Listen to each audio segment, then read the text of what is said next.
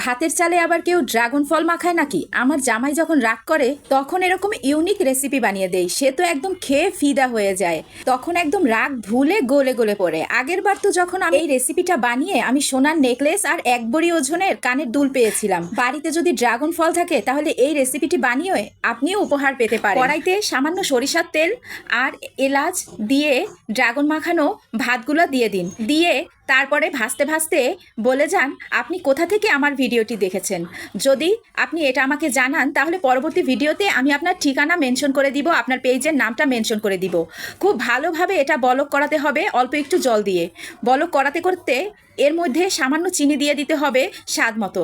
চিনি দিয়ে কিছুক্ষণ নাড়াচাড়া করে তারপরে রান্না করে নিতে হবে। ভুলেও এর মধ্যে ঝাল কোনো কিছু দিতে যাবেন না, তাহলে কিন্তু এটা খেতে একদমই ভালো হবে না।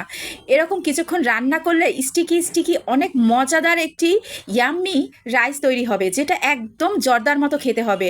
পায়েসের সাথে যে জর্দা খায় বা ফিন্নির সাথে যে জর্দা খায়, এটা খেতে একদম সেরকম একটা স্বাদ হবে। আমি তো আমার জামাইয়ের মন একদম ভুলিয়ে দিয়েছি, আপনারাও আপনার জামাইয়ের মন ভুলিয়ে দিতে এই খাবারটা রান্না করে নিন। খাবেন কি, কালারটা দেখেন, কালারটা দেখেই তো আপনার স্বামী পাগল হয়ে যাবে। আপনি যার জন্যই বানান না কেন এই খাবারটা লোকমা লোকমা মুখে দিবে আর আপনার নামে প্রশংসা করতে থাকবে। এই রেসিপিটা একদিন আপনি বাসায় তৈরি করেই দেখুন, দেখুন না কি গিফট পেয়ে যান। রেসিপিটি ভালো লাগলে অবশ্যই আপনার পেজে শেয়ার করে রাখবেন, কমেন্টস করে আমাকে জানাবেন। আজকে এ পর্যন্ত, আসসালামু আলাইকুম।